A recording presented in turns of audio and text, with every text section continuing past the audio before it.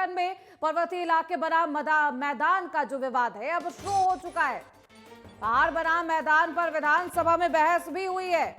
विधानसभा में बहस के बाद राजनीतिक हलचल तेज है। स्थापना दिवस पर विधानसभा का विशेष सत्र अगले 25 सालों का रोड मैप पेश किया है और पीएम मोदी ने राज्य की उपलब्धियों को भी सराहा है, तारीफ की है। उत्तराखंड 25 साल का हो चुका है, युवा हो चुका है। इस मौके पर सरकार ने 1 से 11 नवंबर तक कई कार्यक्रमों की श्रृंखला आयोजित की है और ऐसे में एक बेहद विशेष सत्र बुलाया गया जिसका मकसद पिछले 25 साल की उपलब्धियों की बात करना है, समीक्षा करना है और अगले 25 साल का जो विकास है उसका रोड मैप तय करना है। लेकिन इस सत्र की चर्चा विकास योजनाओं से ज्यादा पर्वतीय इलाके और मैदानी इलाकों को लेकर हुई और इस मुद्दे पर बहस हुई है।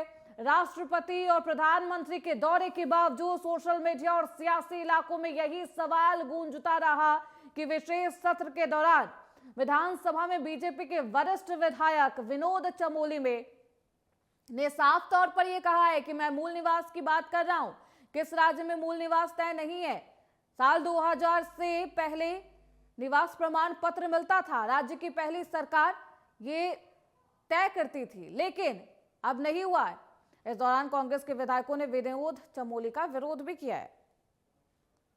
नहीं, गलत है, क्योंकि मैंने जिस संदर्भ में विषय उठाया, क्योंकि हम स्थापना दिवस पर और जो 25 साल पूरे हो रहे थे उस पर विशेष सत्र कर रहे थे, तो स्वाभाविक बात है कि 25 सालों में हमने क्या कुछ किया है और आगे क्या कुछ करना है, उसकी समीक्षा भी हो रही थी, उसका रोड मैप भी तय हो रहा था। तो जो आंदोलन के मूल में जो विषय थे, जिसमें मूल निवास का विषय है, भू कानून का विषय है, ये उसकी आत्मा है उस आंदोलन की।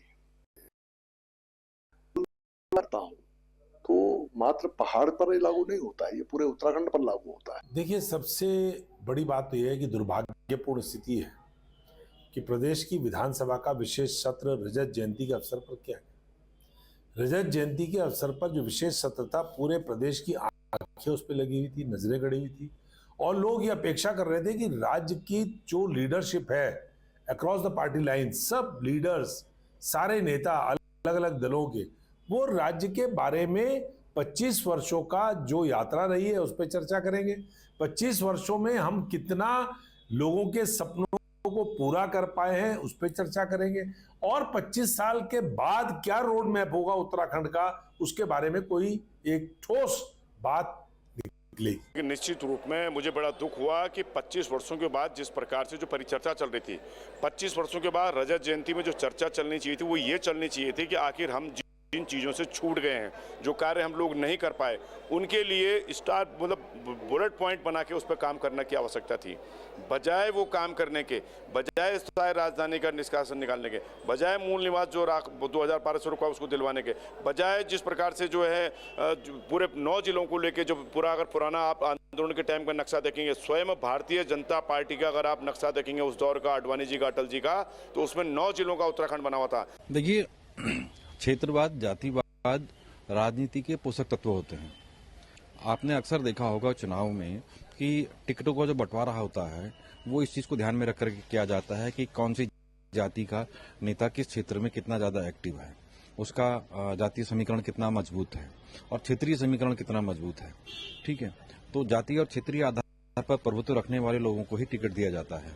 ठीक, और क्योंकि वो जीत की संभावनाओं को भी पुख्ता करते हैं। उत्तराखंड में ये चीजें शुरुआत से रही हैं।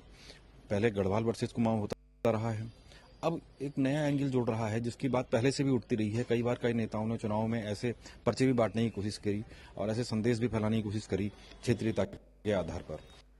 तो विशेष सत्र में एक बार फिर से इस पूरे मामले को लेकर बहस की गई है। हमारे साथ हमारे सहयोगी रजनीश दीक्षित देहरादून से जुड़ चुके हैं। रजनीश, विशेष सत्र में क्या कुछ विनोद चमोली ने आरोप लगाया है, क्या कुछ कहा गया?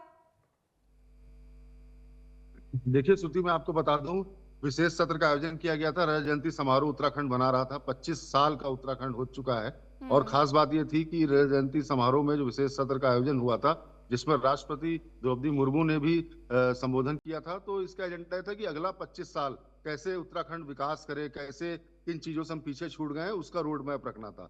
लेकिन हुआ ये कि विनोद चमोली ने पहाड़ बनाम मैदान की एक बहस को छेड़ दिया, जिसके बाद पूरे जो सदन की कार्रवाई थी, तो रोड मैप तो दरकिनार हो गया, किनारे हो गया, लेकिन एक नई बहस छिड़ गई, पहाड़ी वर्सेस मैदानी, जिसको लेकर हरिद्वार के विधायक ने भी विरोध दर्ज कराया और उन्होंने कहा है कि आप हरिद्वार के लोगों को भी उत्तराखंड वासी नहीं मानते।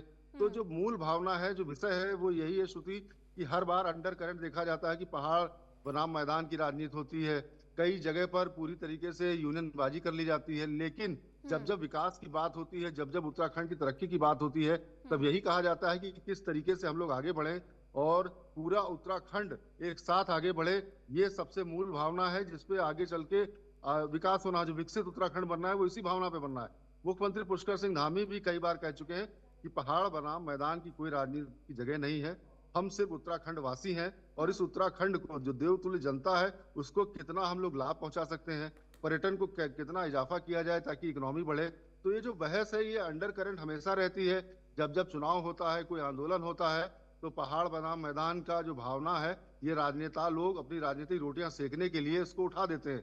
लेकिन जो असल मुद्दा है वो विकास का है, और इस विकास के मुद्दे पर कैसे सभी लोग एक साथ कदम ताल करते हुए इस उत्तराखंड की तरक्की में अपनी अपनी भूमिका का निर्वहन करें, ये सबसे अहम बात है। जब इस राज्य का निर्माण हुआ तो सबने क्या किया है।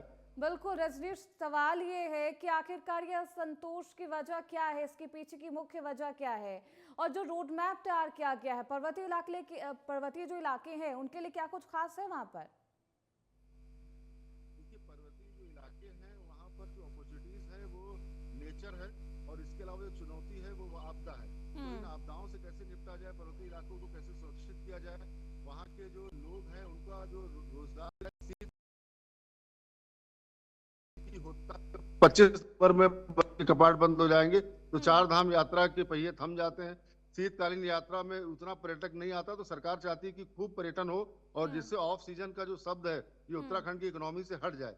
लेकिन जो राजनीतिक रोटियां सेकने वाले लोग हैं, वो पहाड़ बनाम मैदान की आग को हवा देकर अपनी रोटियां सेकते रहते हैं, लेकिन जब डेवलपमेंट की बात होती है तब वही कहा जाता है कि उत्तराखंड का विकास कैसे हो। तो ये वो राजनीति का ये दूसरा रूप है जिस तरीके से पूरा विवाद शुरू हो गया है, बहस की जा रही है, लेकिन रोड मैप सरकार ने तैयार कर रखा है। अब आगे किस तरीके से इस पूरी योजनाओं पर काम होता है देखना बेहद दिलचस्प होगा। रजनीश, आप बने रहिए, आगे भी आपका रुख करेंगे। खबरों बढ़ते हैं आगे। देहरादून में मुख्यमंत्री पुष्कर सिंह धामी इंद्रेश महंत हॉस्पिटल पहुंचे और यूकेडी नेता दिवाकर भट्ट का हालचाल भी जाना। स्वास्थ्य कारणों से अस्पताल में भर्ती दिवाकर भट्ट की जानकारी लेने के बाद सीएम ने डॉक्टरों को आवश्यक चिकित्सा सुविधाएं उपलब्ध कराने के निर्देश दिए और उनके शीघ्र स्वस्थ होने की कामना करते हुए नजर आए। तस्वीरें आपको दिखा रहे, जहां पर मुख्यमंत्री धामी दिवाकर भट्ट से मिलने अस्पताल पहुंचे हैं, उनका हालचाल जाना है और